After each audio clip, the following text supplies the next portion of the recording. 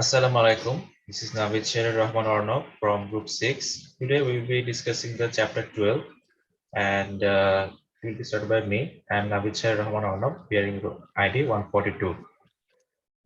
So, today's discussion is about international business marketing. It is defined as the exchange of goods and service across the national borders to meet the requirements of the foreign customers. It includes customer analysis in foreign countries and identifying the uh, target market through developing the procedure of planning and executing pricing rates, promotion and distribution of products and service throughout the globe. Now, the next part, I will be answering the first question, which is, what are the 5 stages of economic development? So, in stage 1, the level of productivity is limited as modern science-based technologies and equipment are yet to be developed. In stage 2, it is considered as preconditions for takeoff. Here, the society witnesses transition towards modernization as some of the modern manufacturing equipment and technologies appear, but still covers wide aspects of old social structure and values. In stage 3 is considered as the takeoff. Here, the modernization takes place of traditional format as new industrial techniques and equipment dominate agriculture and other major industries. The stage 4 is about the drive to maturity, which explains that industries dive into applying more complex and sophisticated technologies which lead towards new growing industries and expanding overall economic activities. And in the stage 5, it considers the age of high mass consumption. It is about technologies continue to develop and expand economic activities through emphasizing durable consumption goods and services, skilled labor force, and increased societal welfare and security. That's all from myself. The next part will continue by my fellow members.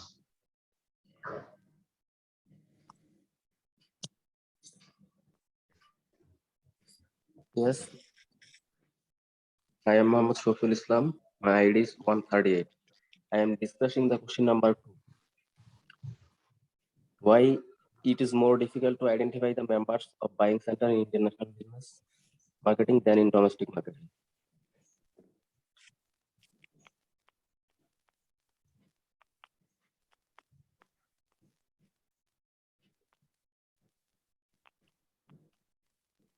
A buying center is a group of people within an organization who make the business purchase decision. There are 6 roles of the buying center. Initiators suggest a product or service to buy, and influencers try to affect the outcome decision within their opinion. Deciders who have the final decision. Buyers who are responsible for the conduct, and end user purchase the product. Gatekeepers control the flow of the information. The main problems we found in identifying the members of buying centers. The first one is cultural diversity. Culture differs from country to country. Our country people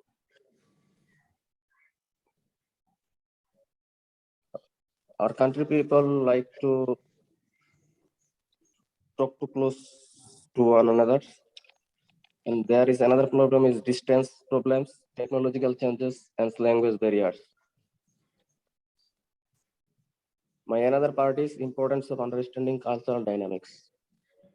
At first, here adaptation is required, and then cultural ready for us and cultural exclusive. My next group member will continue the presentation. Thank you. Assalamu alaikum. I am Shahriar Irfan, bearing ID 140. My question is, why is adoption such a key concept in international business marketing? Adoption is the process of adjusting to an environment or situation.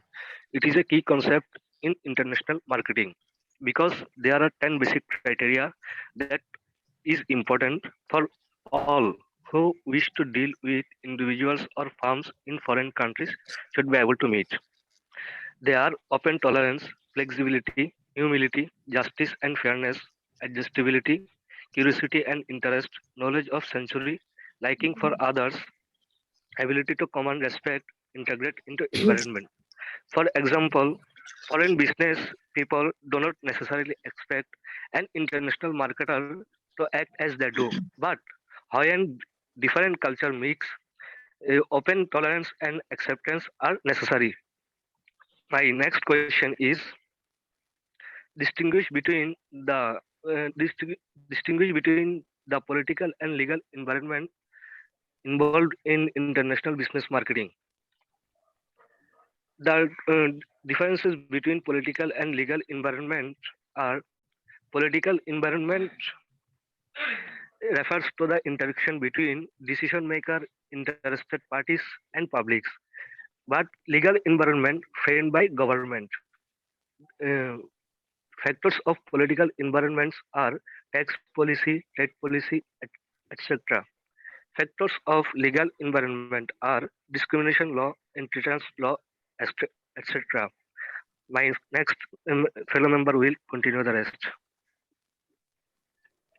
Hello, I'm Najis Sir. My ID is 134. International law. International law can be defined as the collection of treaties, conventions, and agreements between nations that more or less have the force of law.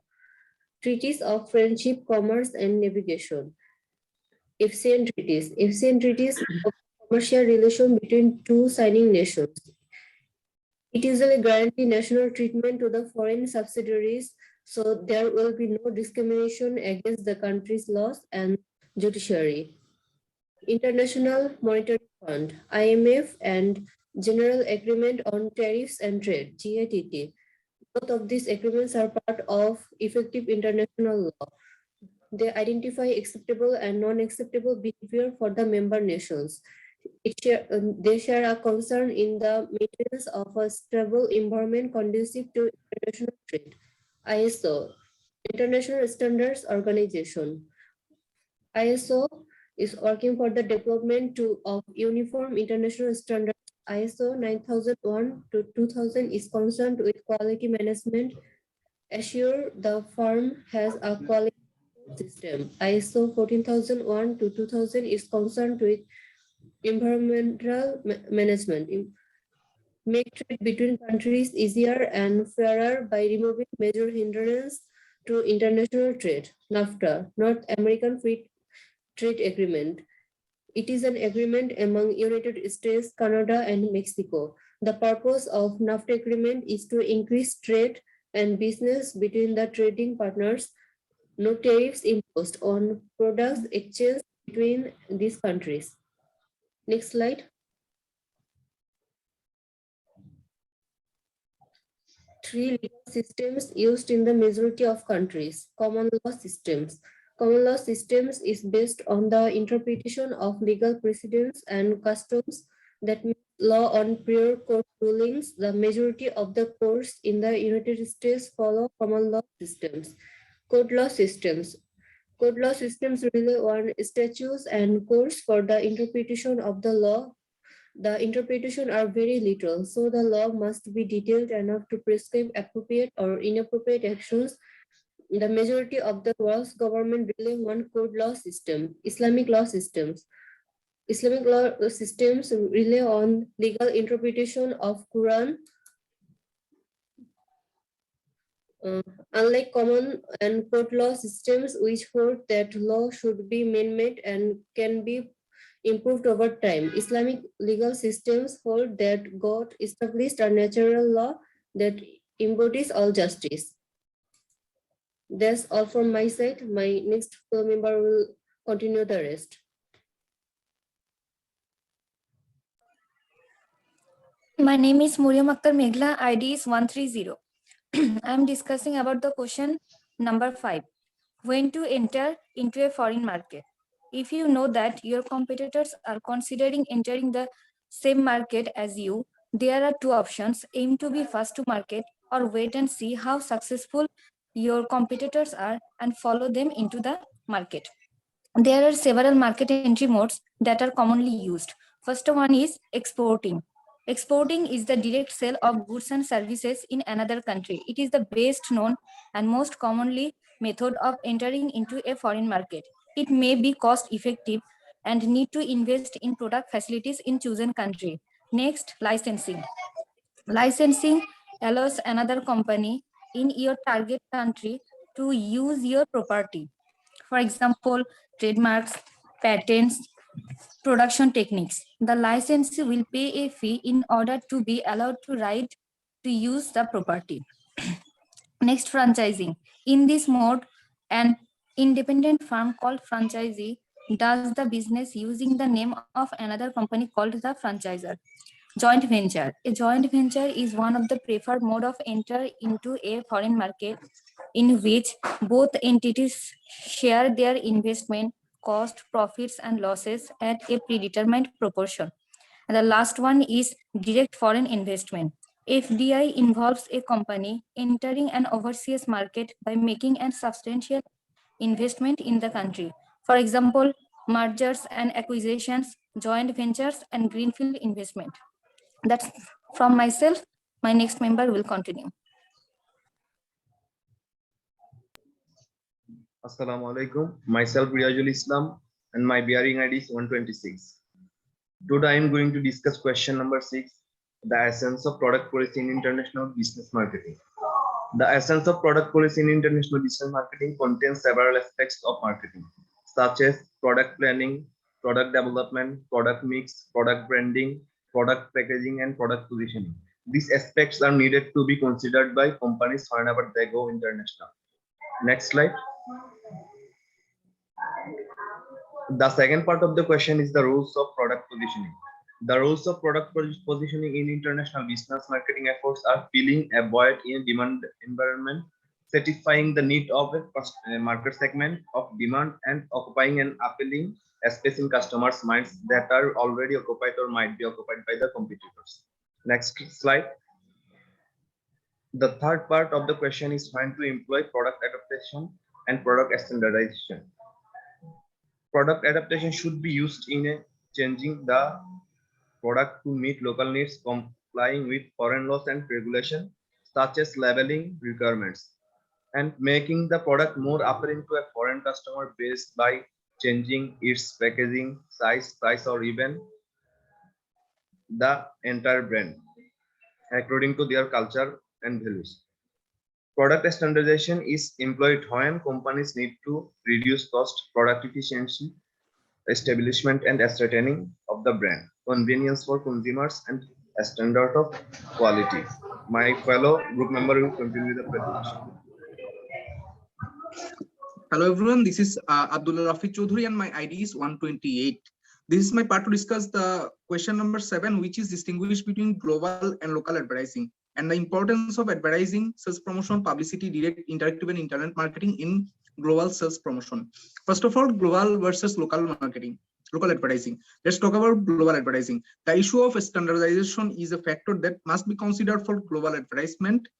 It refers to keeping customer similarities and brand development. Companies should globalize their marketing strategies. Marketing the same product for the same way in all markets, whether it is foreign or domestic. For example, Coca-Cola, McDonald's, and Microsoft are those companies that utilize global advertising. These companies work well globally because they address the customer's need no matter what country they live in. On the contrary, in localized advertising, different advertising programs are used in each international market. Cultural, economic, legal, and media references are considered here. Sunsilk shampoo hijab features can be a perfect example of localized marketing as they leverage the religious sentiment of our country. The next topic for discussion is the importance of advertising, sales promotion, publicity, direct, interactive, and internet marketing in global promotion. Advertising. Advertising is any paid form of presenting ideas, goods, or services by an identified sponsor. Advertising is important in global promotion as it communicates a message to a targeted audience and generates feedback in the form of a sale or other action taken by a customer. Then sales promotion. Sales promotion, such as trade shows, has a huge impact in global promotion. These shows are a fertile ground for cultivating new customers for small and medium sized enterprises. Then publicity. Publicity is important in global promotion by providing positive messages to the global stakeholders. Tainted water supplied by Coca-Cola in France had created bad impression. Publicity is used to tackle such situations. Finally, direct, interactive, and internet marketing. Direct marketing is important in global promotion because it is used in virtually every B2B category. As for interactive and internet marketing, business doing business with each other over the internet comprises the largest segment of e-commerce.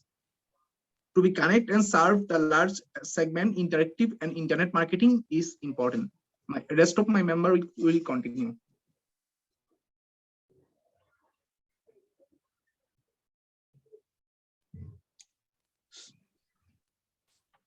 Yes, this is Amjad Hussain and my bearing ID is 132. Now I am going to discuss the question number 8, and which is identify and explain the 3 basic ways in which most American companies distribute their products on an international basis. The 3 basic ways that American companies use in their distribution of products on an international basis are broker and agents, export management companies, export trading companies. Now I am going to discuss broker and agents. This type of intermediary set up deals with international buyers, has a specific market expertise, and has a network of contacts in the countries served. Some companies provide consultancy services, dispensing advice on packaging and documentation, labeling, and so on. Export management companies facilitate export sales but do not take title to the products. They typically have larger staffs than brokers and will arrange the details of financing and shipping. Usually they specialize in a particular product group or country. Now I am going to discuss export trading companies. Export trading companies offer the same service as do the export management companies, but they took the title to the goods and also pay the exporter directly. They frequently are tied in with a bank and port authority. Export trading companies often offer economies of scale and may provide a competitive edge over the other types of export intermediaries. Now my next fellow member will continue the rest of the part. Thank you.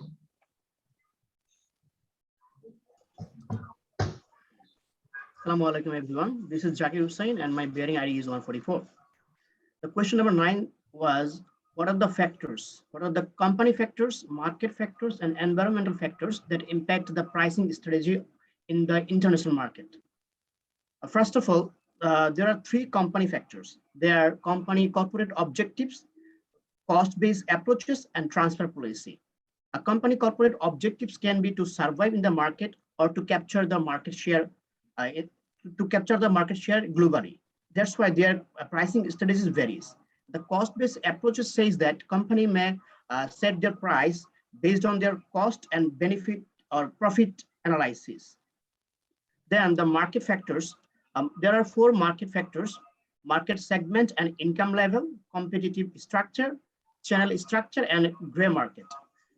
Pricing strategy in the international market depends on the target segments of the market and their price or income level.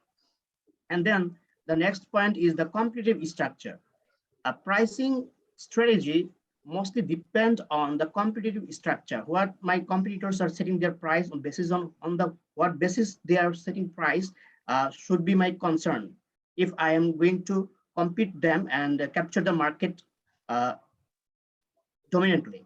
The next point was the channel structure.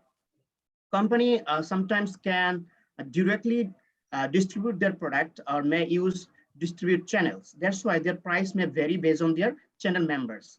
And the gray market is a deviation between price of a same product in different countries. That's why sometimes you can see that entrepreneurs or distributors buy products in a lower market and re-export the product in another country.